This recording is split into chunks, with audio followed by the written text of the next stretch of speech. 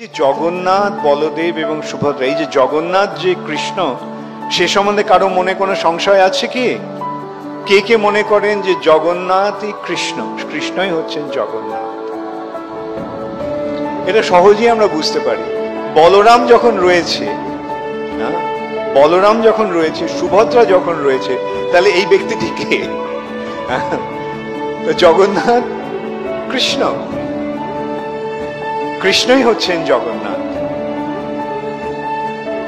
এখন এই কেন কৃষ্ণ এই রূপ গ্রহণ করলেন?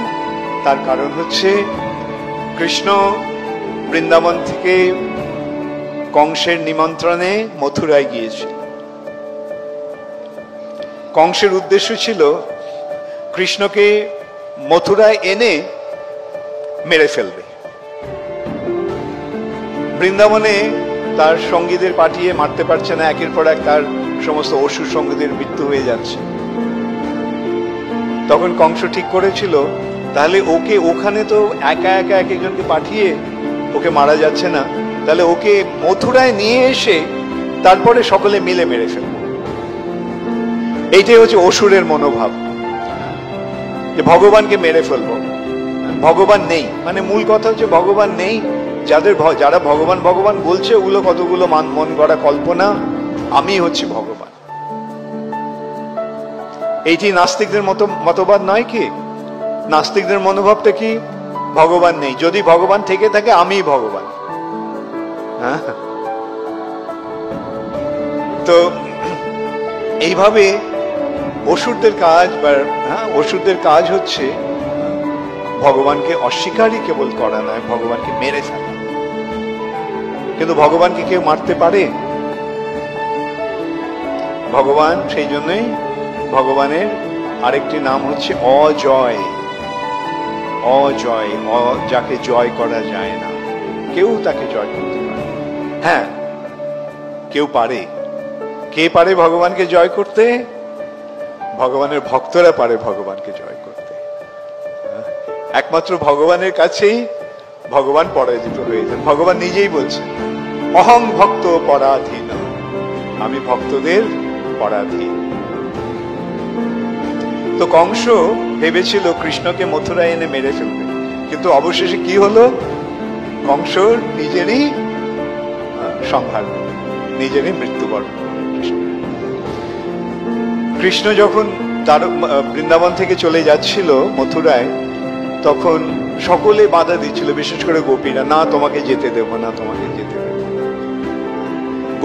গোপিকারা এক নিমেষের জন্য কৃষ্ণের বিরহ সহ্য করতে পারত না। আর এখানে কৃষ্ণ বৃন্দাবন ছেড়ে চলে যাচ্ছে মথুরায়। কৃষ্ণ প্রতিশ্রুতি দিয়েছিল, আমি শিগগিরই ফিরে আসবো, আমি শিগগিরই ফিরে আসবো। তবে কৃষ্ণের শিগগিরই যে কতটা দীর্ঘকাল, সেটা আমাদের পক্ষে বোঝাও অসম্ভব। যিনি অনন্তকাল নিয়ে ইয়ে করছেন, তার কাছে 100 বছর, 200 বছর, লক্ষ বছর, কোটি বছর কি? তাই তিনি মিথ্যে কথা বলেননি, আমি শীঘ্রই ফিরে আসব। কিন্তু 100 বছর অতিক্রান্ত হয়ে গেছে, কৃষ্ণ ফিরে আসেন। অবশেষে কুরুক্ষেত্রে সূর্যগ্রহণ উপলক্ষে কৃষ্ণ গেছেন স্নান করতে সমন্ত পঞ্চকে। এটা চিরাচরিত প্রথা চলে আসছে। সূর্যগ্রহণ উপলক্ষে সমন্ত পঞ্চকে কুরুক্ষেত্রে স্নান করতে যায় মানুষ। কৃষ্ণ গেছেন, সঙ্গে বলরাম আর সুভদ্রা, ব্রজবাসীরাও এসেছে এই উপলক্ষে সমন্ত পঞ্চকে স্নান করতে। সূর্যগ্রহণে স্নান হয়ে গেছে। পরের দিন যখন সকলে যাওয়ার জন্য আয়োজন করছে, তখন ব্রজগোপিকারা খবর পেল যে কৃষ্ণ ওখানে এসেছে, কৃষ্ণ কুরুক্ষেত্রে আছে। শোনা মাত্রই তারা ছুটে গেছে কৃষ্ণকে দর্শন করার জন্য। এবং সেই ব্রজগোপিকাদের দেখে, বিশেষ করে রাধারানীকে দেখে, কৃষ্ণের যে এক অপূর্ব অনুভূতি প্রকাশিত হলো, অনুভব হলো, যে এক আবেগের প্রকাশ হলো, তার ফলে কৃষ্ণের মুখটি এক অপূর্ব সুন্দর হাসিতে উদ্ভাসিত হলো। তার চক্ষু দুটি বিকশিত হলো পদ্ম ফুলের মতো, এবং তার হাত দুটি প্রসারিত হলো তার সেই ব্রজ গোপিকাদের আলিঙ্গন করার জন্য, তার ভক্তদের আলিঙ্গন করার জন্য। এইটি হচ্ছে জগন্নাথ। কৃষ্ণ দ্বারকায়, দ্বারকার কৃষ্ণ ব্রজবাসীদের, ব্রজগোপীদের সঙ্গ লাভের জন্য যে ব্যাকুল হয়ে উঠেছেন, তারই প্রকাশ হচ্ছে এই জগন্নাথ। তখন ব্রজবাসীরা কি করলেন? ব্রজবাসীরা শ্রীকৃষ্ণের রথ, কৃষ্ণ রথে উঠে গিয়েছিলেন যাত্রা শুরু করতে, তার রথ ধরে টানতে টানতে তাকে নিয়ে চললেন বৃন্দাবনে। সেইটি হচ্ছে রথযাত্রার অনুষ্ঠান এবং এটি হচ্ছে জগন্নাথের শ্রী বিগ্রহের প্রকৃত তত্ত্ব। এখন সেই জগন্নাথই দেখুন, কৃষ্ণ প্রেম লাভের জন্য জগন্নাথ ব্যাকুল হয়েছে।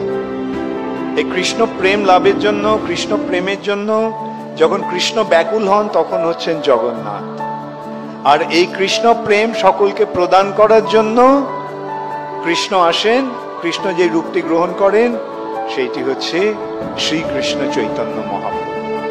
তাহলে বোঝা গেল যেই গৌর, সেই কৃষ্ণ, সেই জগন্নাথ।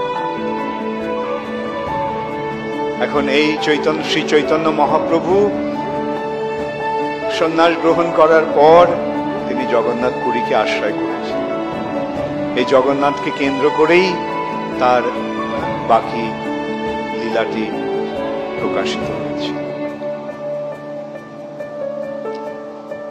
সুতরাং এই সূত্রে আমরা দেখতে পাচ্ছি শ্রীকৃষ্ণ চৈতন্য মহাপ্রভুর সঙ্গে জগন্নাথের কি এক নিবিড় সম্পর্ক, এবং জগন্নাথের সঙ্গে শ্রীকৃষ্ণের কি নিবিড় সম্পর্ক।